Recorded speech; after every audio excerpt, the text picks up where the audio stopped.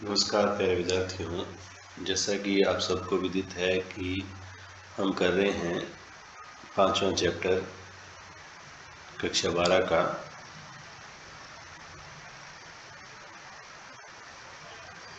तो इसके अंतर्गत हमारे पास आज का टॉपिक है चुंबकीय द्विध्रुव।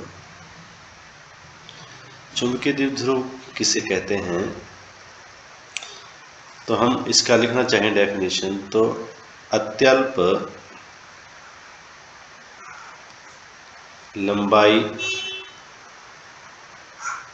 की चुंबक को चुंबकीय द्विध्रुव कहा जा सकता है। चुंबकीय द्विध्रुव कहा जा सकता है।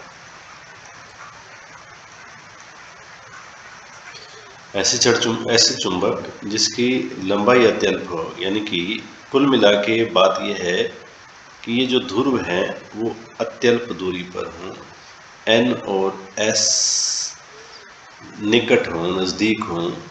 तो इस प्रकार बने ध्रुव को, इस प्रकार बने निकाय को हम क्या कहते हैं, चुंबकीय द्विध्रुव कहते हैं। तो हम लिख लेंगे एक और नई डेफिनेशन, वह निकाय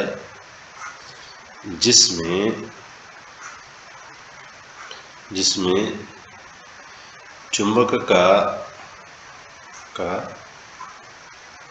उत्तरी ध्रुव तथा दक्षिणी ध्रुव अत्यल्प दूरी पर हों, तो उस निकाय को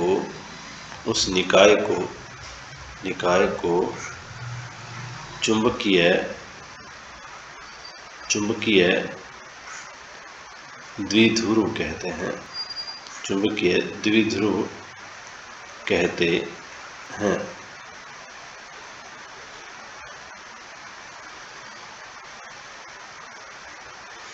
तो देखो भाई, जब भी हम द्विध्रुव की बात करेंगे तो दो ध्रुव होंगे N और S। इनके बीच की ये जो डिस्टेंस रहेगी, इस दूरी को हम लेके चलेंगे 2N। ये इसका सेंटर पॉइंट होगा O, ठीक है। और N और S से होकर जाने वाली ये जो लाइन है, ये रेखा है, ये द्विध्रुव का क्या कहलाती है, अक्ष कहलाती है। जबकि अक्ष के लंबवत बिंदु O से होकर गुजरने वाली ये जो लाइन है, इस रेखा को हम क्या कहते हैं, द्विध्रुव का निरक्ष कहते हैं।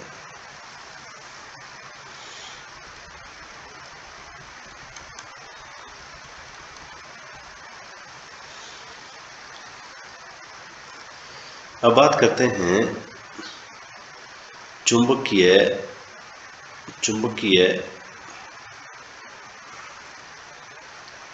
द्विध्रुव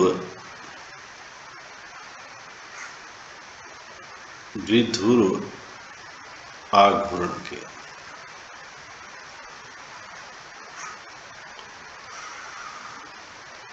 कहीं इसको कैपिटल M से शो कर देते हैं, कहीं स्मॉल m से शो कर देते हैं। तो हम यहाँ पे इसको कैपिटल M से शो कर रहे हैं। तो चुंबकीय द्विध्रुव आघूर्ण हम दो प्रकार से ज्ञात कर सकते हैं। किसी धारावाही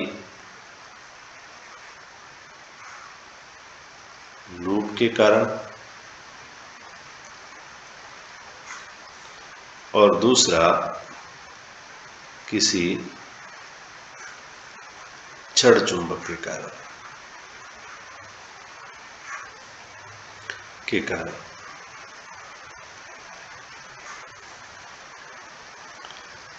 पहला था लूप के कारण और दूसरा है किसी छड़ चुंबक के कारण। तो हम पहले वाले की बात करते हैं। पहले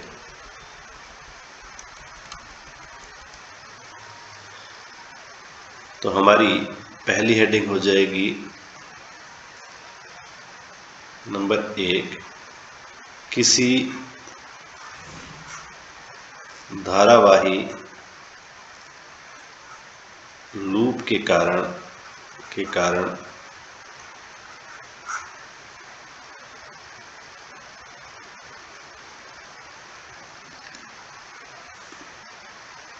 चुंबकीय द्विध्रुव आघूर्ण।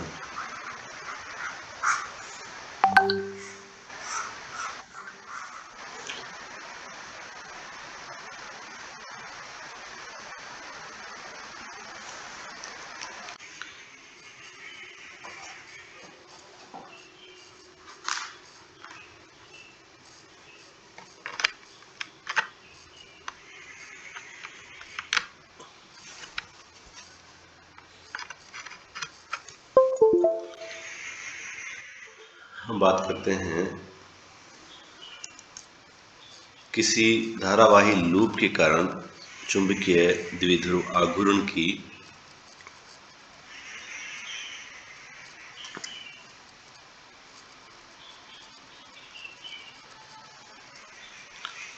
तो धारावाही लूप की जहाँ बात आती है तो हम एक वर्ताकार लूप की बात करते हैं। ये वर्ताकार लूप है जिसमें विद्युत धारा I प्रवाहित हो रही है और इस लूप में फेरों की संख्या जो है, फेरों की संख्या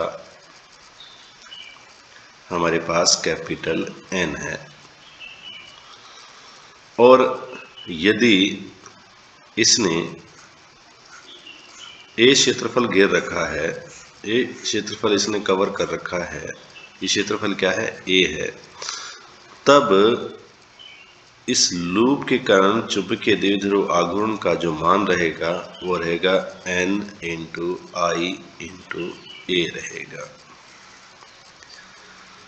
तो पहले तो हमें ये पता होना चाहिए कि ये जो लूप है ये चुंबक कैसे बन गया। तो साइंटिस्ट ओरेस्टेड ने कहा था कि जब किसी धारावाही तार के अंदर विद्युत धारा प्रवाहित होती है तो उसके चारों तरफ चुंबकीय क्षेत्र उत्पन्न हो जाता है। ओरेस्टेड का कहना है अब चुंबकीय क्षेत्र उत्पन्न होगा तो चुंबकीय कहीं ना कहीं उसके अंदर दो ध्रुव भी होने चाहिए।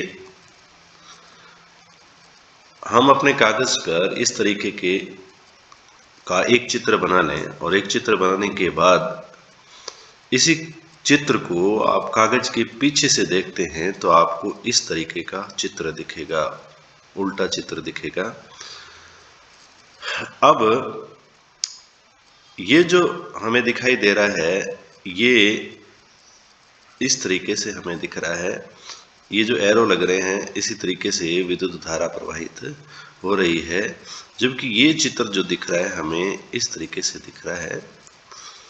इसका मतलब ये हुआ कि जिस तरफ हमें N दिख रहा है, N बनता हुआ दिख रहा है, उस तरफ उत्तरी ध्रुव होगा और दूसरी तरफ दक्षिणी ध्रुव होगा। तो ये धारावाही लूप एक चुंबकीय द्विध्रुव की भांति व्यवहार करता है और इसी कारण इसमें क्या होता है, द्विध्रुव आघूर्ण होता है। अब हम बात करते हैं इसके मात्रक की। M का मात्रक, M क्या है, चुंबकीय द्विध्रुव आघूर्ण। M का मात्रक क्या होता है भाई, यहाँ से देखें फेरों की संख्या N का मात्रक नहीं होता है, एम्पियर विद्युत धारा का जो मात्रक होता है वो एम्पियर होता है और क्षेत्रफल का जो मात्रक होता है वो मीटर स्क्वायर होता है। तो M का मात्रक हमारे पास एम्पियर मीटर स्क्वायर हो गया। इसकी विमा, अगर विमा की बात करें तो इसकी विमा रहेगी, विमा हमारे पास आएगी M0 L2 T0 A1। तो ये था किसी धारावाही लूप के कारण चुंबकीय द्विध्रुव आघूर्ण। इसका सेकंड भाग जो था हमारा, उसकी बात करते हैं। सेकंड भाग था छोटे आकार की छड़ चुंबक, यानी कि चुंबकीय द्विध्रुव छड़ चुंबक के कारण बना है। छड़ चुंबक के कारण द्विध्रुव आघूर्ण। तो पहले वाला था